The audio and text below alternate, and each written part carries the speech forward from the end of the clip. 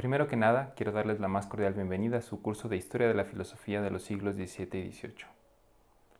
Ustedes ya han tomado 4 semestres de Historia de la Filosofía y ya no tengo que explicarles por qué, dentro de la formación filosófica que les ofrecemos en la licenciatura, es fundamental un conocimiento histórico riguroso de el devenir de las doctrinas filosóficas.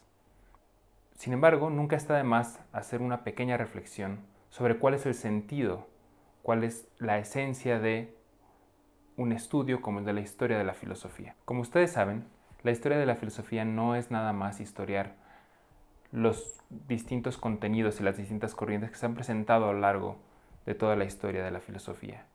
Tiene un sentido mucho más profundo y así como cuando uno hace historia de las matemáticas no puede hacerlas si no de alguna manera está haciendo matemáticas, está, por decirlo así, matematizando. De la misma manera uno no puede hacer historia de la filosofía si no está al mismo tiempo filosofando. Me voy a permitir leer un pequeño fragmento de uno de los autores más importantes que vamos a ver en este curso, René Descartes, en el que habla precisamente sobre cómo tenemos que atender a las tradiciones filosóficas que nos anteceden. Hay que decir que Descartes no se distingue por ser alguien que reconoce en la historia de la filosofía mucho valor o que suele tener fama más bien de valorar la originalidad sobre la tradición. Y sin embargo, en las reglas para la dirección del espíritu, nos encontramos un texto como el que sigue. Dice en su regla número 10, para que el espíritu se vuelva sagaz, debe ejercitarse en buscar las mismas cosas que ya han sido descubiertas por otros, y en recorrer con método incluso los más insignificantes artificios de los hombres, pero sobre todo aquellos que explican el orden o lo suponen. Lo que nos está diciendo Descartes es que no basta con que vayamos a la historia de la filosofía y nos hagamos de las conclusiones que heredamos de esta tradición. Lo que tenemos que hacer es volver a recorrer el camino que siguieron esos grandes pensadores como un ejercicio para nosotros mismos llegar a esas conclusiones. Ese es el verdadero ejercicio que está detrás de una clase como esta de historia de la filosofía. El filósofo Bertrand Russell, en uno de los libros más importantes de estudios sobre Leibniz, describía cómo la historia de la filosofía es a la vez verdaderamente historia y verdaderamente filosofía. Nos dice por una parte que el historiador de la filosofía no puede renunciar a algunas características típicas de la historia o de la historiografía. No puede renunciar al rigor, no puede renunciar a la verosimilitud y el ser fidedigno a textos, a datos, a información. Todas esas cosas están dentro de la formación del historiador de la filosofía. Por otro lado, nos dice en el prólogo de este libro lo siguiente. Pero permanece, se refiere a la historia de la filosofía, permanece siempre una actitud puramente filosófica hacia los autores previos. Una actitud en la que, sin tomar en consideración fechas o influencias, buscamos simplemente descubrir cuáles son los grandes tipos de filosofías posibles. Y nos adentramos en esta búsqueda investigando los sistemas defendidos por los grandes filósofos del pasado. Me llama mucho la atención en el texto de Bertrand Russell la expresión de filosofías posibles. Ustedes recordarán que Aristóteles afirmaba que la literatura es mucho más filosófica que la historia. ¿Por qué? Porque la literatura hablaba sobre todo lo posible, mientras que la historia se remitía a hechos concretos y en ese sentido se le restaba universalidad. La historia de la filosofía, a diferencia de la historia sin más, de alguna manera es un recorrido por todas las filosofías posibles y en ese sentido le regresa universalidad el hecho de que no solo estamos estudiando una filosofía, sino que estamos analizando muchas de las posibles soluciones que los problemas perennes de la filosofía van a ir recibiendo a lo largo de la historia. En ese sentido, no hacemos historia de la filosofía para saber qué dice un autor, sino para saber mejor cómo enfrentar problemas determinados aprendiendo de soluciones que han sido ensayadas a lo largo de la historia. La formación que nos da en ese sentido la historia de la filosofía es invaluable, no solo para el ámbito académico, sino para cualquier ámbito profesional en el que nos queramos dedicar. Lo que estamos haciendo es volvernos expertos en solucionar problemas determinados, en encontrar modelos que han tenido más o menos éxito, pero que han respondido a problemáticas determinadas y que han recibido soluciones muy distintas y esas soluciones han evolucionado a lo largo de la historia. En ese sentido, la historia de la filosofía se opone a generalizaciones abstractas o a conexiones arbitrarias que se puedan hacer entre distintos autores o distintas corrientes filosóficas.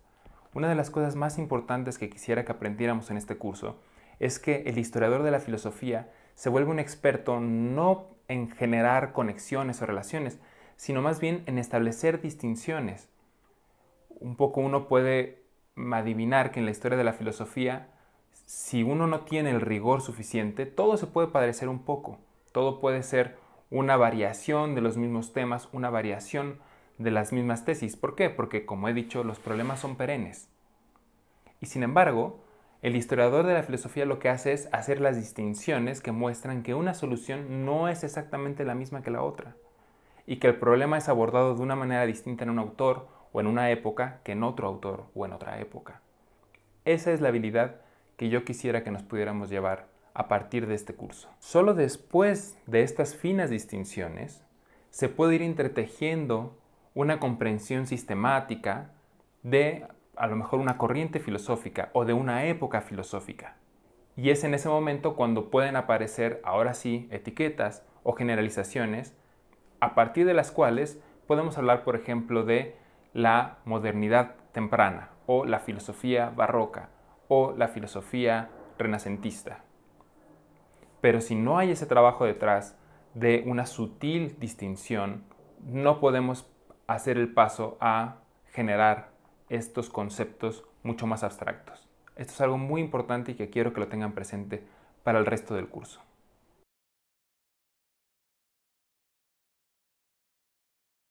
Bueno, este curso de Historia de la Filosofía se centra particularmente en dos siglos muy importantes, el siglo XVII y el siglo XVIII. Digo que son muy importantes filosóficamente por la ebullición que tuvieron y por la intensidad filosófica que se vivió en esos siglos. A este periodo de la filosofía que comprende estos dos siglos se le suele conocer como modernidad temprana. Es un concepto que se ha puesto en boga últimamente, esta noción de Early Modern Philosophy o modernidad temprana, que lo distingue por una parte del Renacimiento que le antecede y lo distingue también de lo que habitualmente se conoce como la filosofía moderna o el periodo moderno, que suele involucrar, por ejemplo, a Kant y el idealismo alemán. Así, grosso modo, la modernidad temprana, desde el punto de vista filosófico, empieza aproximadamente a mediados del siglo XVII o en la primera mitad del siglo XVII, con la filosofía de René Descartes, y terminará con la aparición de la crítica de la razón pura. Digamos que ese sería a grandes rasgos el periodo que estaríamos abarcando cuando hablamos de modernidad temprana. En este curso empezaremos un poco antes y terminaremos precisamente con la Ilustración, antes de entrar a Kant. El siglo XVII se trata probablemente de uno de los siglos más convulsos en la historia de la filosofía, probablemente solo comparable con algunos otros siglos como el siglo IV o el siglo XIII o el siglo XIX. Toda Europa parece estar involucrada y comprometida con un proyecto filosófico y cultural de absoluta renovación. Y esto va a generar que en esa renovación se generen muy distintas perspectivas y esas perspectivas estarán a su vez en un constante conflicto. Ahora, este conflicto suele describirse mediante dos categorías que aparecen una y otra vez en la historiografía de la filosofía o en la manualística filosófica. La idea de que la filosofía del siglo XVII se divide entre dos grandes corrientes, la corriente empirista y la corriente racionalista. Como ya apuntaba al principio de este video, esas generalizaciones suelen ser de poca ayuda y suelen ser inválidas. En concreto, estas dos a mí me parecen sumamente desafortunadas y en ese sentido uno de los retos de este curso es que nosotros logremos tener una comprensión mucho más cabal de las relaciones que hay entre autores y tradiciones dentro del siglo XVII, que estas simplificaciones que si bien son útiles a veces, no dejan de ser imprecisas. Como saben, esta caricatura del siglo XVII más o menos va del siguiente modo. Se dice que Descartes es el padre del racionalismo y que después de él vienen autores como Spinoza, como Leibniz, como Malebranche, que forman parte del bloque racionalista. Por otra parte, hay otro bloque que suele estar ubicado en el mundo anglosajón, en las islas anglosajonas, en donde aparecen Locke, donde aparece Berkeley, donde aparece Hume. Estas dos corrientes estarían presuntamente opuestas de manera radical y tendrían afinidades entre ellas dentro de cada uno de los grupos. Como veremos, esto no es del todo cierto porque además de que encontramos que dentro de cada uno de estos grupos hay oposiciones muy fuertes y unas distancias tan grandes, en realidad también había muchas afinidades entre el así llamado bloque racionalista y el bloque empirista. Uno de pronto se puede encontrar que Malebranche tiene más en común con Berkeley de lo que puede tener Berkeley con Locke, o que hay más afinidades entre Leibniz y Hume de las que uno pudiera imaginar. Así es que yo los invito a aquellos que ya tengan algún conocimiento sobre estas categorías a dejarlas completamente de lado y enfocarnos en los textos y en los autores y ver qué es lo que nos dicen. En resumen, los invito entonces a dejar de lado estas etiquetas y cualquier otra. La etiqueta realista, idealista, subjetivista, objetivista. Todas esas etiquetas vamos a dejarlas al menos dentro de un cajón y nos vamos a centrar en cuáles son las verdaderas relaciones que hay en el pensamiento de estos distintos autores. Y como veremos, hay una red muy intrincada, muy complicada de correspondencias, debates, diálogos, encuentros personales entre todos los autores que vamos a estar analizando. Los invito desde ahora a que revisen la línea del tiempo que tienen a su disposición en Edmodo. Ahí veremos cómo hay una gran cantidad de autores que fueron contemporáneos. Y no solo eso, sino que también hubo relaciones, por ejemplo, epistolares entre ellos. En la línea del tiempo podrán encontrar todas esas líneas que hay, esas relaciones que hay de encuentros personales, de correspondencias, de también libros comentados e incluso hay mucha evidencia de marginalia, esto es, cuando recibían un libro de otro autor y escribían sobre ese libro anotaciones. Tenemos, por poner solo algunos ejemplos, marginalia de Leibniz sobre textos de Spinoza, marginalia de Leibniz sobre textos de Newton, marginalia de Newton sobre textos antiguos o sobre libros de Descartes. Hay una gran variedad de interacciones entre estas famosas corrientes filosóficas que nos impiden pensar que eran dos especies de ramas que se separarían y que no tendrían relaciones entre sí, todo lo contrario. En suma, el siglo XVII es un momento de cambio, es un momento de crisis. Más adelante veremos cómo ese momento de crisis se ve reforzado por un panorama histórico muy convulso. Pero en el ámbito filosófico se está pasando de un paradigma que es el renacentista y a la vez de ciertos resabios medievales hacia un paradigma completamente distinto. Y este periodo que está en medio es justamente el momento de cambio, el momento de crisis. Así es que es muy fácil encontrar líneas que tiran hacia el pasado y líneas que tiran hacia más bien el siglo XVIII y el siglo XIX. Otra vez, después de hacer un análisis profundo podremos encontrar estas relaciones, pero solamente una vez que hayamos logrado entender a los autores en su tiempo y en su contexto.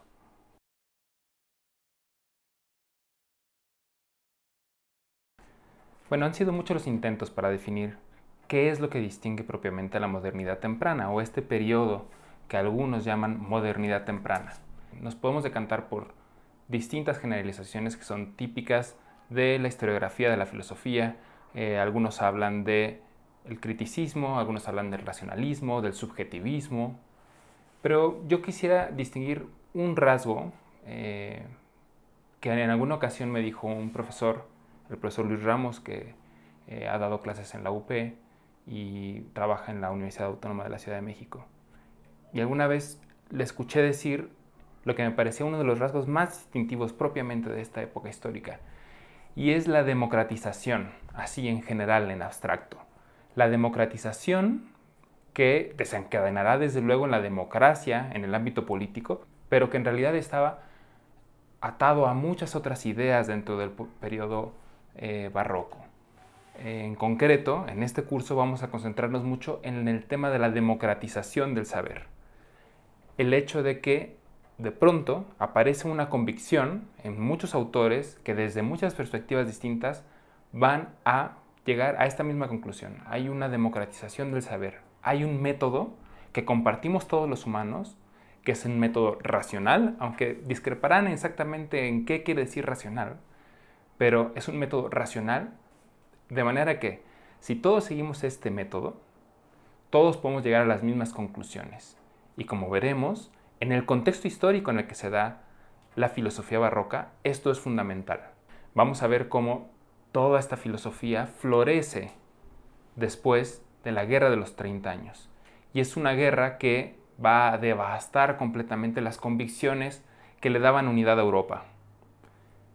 En ese sentido, que apareciera una luz, la luz de la razón, como criterio unificador para toda la humanidad, va a ser de radical importancia.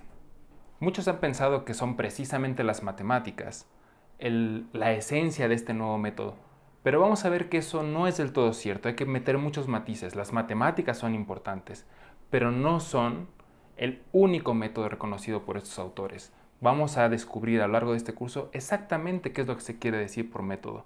Y esto tiene mucho que ver con la democratización del saber, esta idea que recorre todo el periodo de la modernidad temprana. En ese sentido, el periodo se distingue del hermetismo renacentista y se distingue también del pluralismo metodológico típico de la Edad Media. Ustedes recordarán de sus clases del semestre pasado que en la Edad Media se tenía esta creencia o se tenía esta convicción de que los métodos eran adaptados para distintos objetos. Era muy importante que según el objeto se definiera un método. De hecho, muchas veces se suele decir que en la Edad Media se confundían los métodos de la teología, de la filosofía y de la ciencia. Eso a mí no me parece que sea verdad y supongo que en su curso del semestre pasado pudieron ver que no era del todo cierto. Y curiosamente, es justo en la Edad Moderna cuando todos estos métodos distintos o estas distintas metodologías que había según las determinadas ciencias se reducen a uno solo. Y lo que aparece es la convicción de que hay un aparato a través del cual la razón puede recorrer todo el saber de una manera homogénea. Y efectivamente ahí sí se encuentra revuelta la teología, se encuentra revuelta la filosofía, se encuentra revuelta la ciencia. Y en ese sentido, se pierde el pluralismo epistemológico típico de la Edad Media, pero también se pierde el hermetismo característico del Renacimiento. Esta convicción de que el conocimiento era algo que de alguna manera tenían los iluminados o que había que recorrer un camino arduo, un camino muy complicado para llegar a una especie de iluminación de la sabiduría. La convicción moderna es que cualquiera puede realizar, cualquier ser racional puede realizar ese camino de una manera exitosa. Y por eso es que aparecen textos escritos en lenguas vernáculas, en lenguas que no son el latín.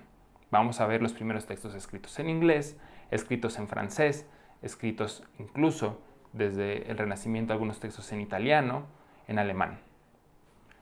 ¿Por qué? Porque la convicción era que cualquiera podía acceder a ese conocimiento. Otro fenómeno importante en el siglo XVII es que la filosofía abandona las universidades. Si bien nosotros estamos acostumbrados a que a partir del siglo XVIII, principalmente el siglo XIX, la mayoría de los grandes filósofos de la historia trabajaban en una universidad y eran catedráticos, en el siglo XVII pasa algo muy distinto. Después de que las universidades abrazaron la escolástica y se mantuvieron en ella durante toda la escolástica tardía, hubo un momento en el que esta escolástica empezó a tener un declive y empezó a tener ciertos problemas dentro de las universidades mismas. Y sin embargo no hubo en el ámbito universitario una filosofía que entrara y desplazara completamente a la escolástica. Así es que ya bien entrado el siglo XVII, las grandes universidades como Oxford, Cambridge o la Sorbona seguían enseñando principalmente aristotelismo de corte escolástico. Así es que vamos a ver cómo la mayoría de nuestros autores, si bien estudiaron en universidades, fueron muy críticos con su propia educación y la mayor parte de ellos no trabajó nunca en una universidad. con excepción de Locke y de Berkeley, todos los demás trabajaban o bien en cortes, o bien siendo profesores particulares, o bien en política, y lo que es un denominador común es que todos tuvieron una vida pública bastante activa y estuvieron transformando el mundo que les rodeaba desde el ámbito filosófico y académico, pero también desde el mundo político, desde movimientos sociales y, como veremos en las clases históricas, muchos de ellos fueron muy relevantes para los estados que estaban surgiendo en ese momento y para las determinaciones históricas que van a ser radicalmente importantes para el siglo XVII.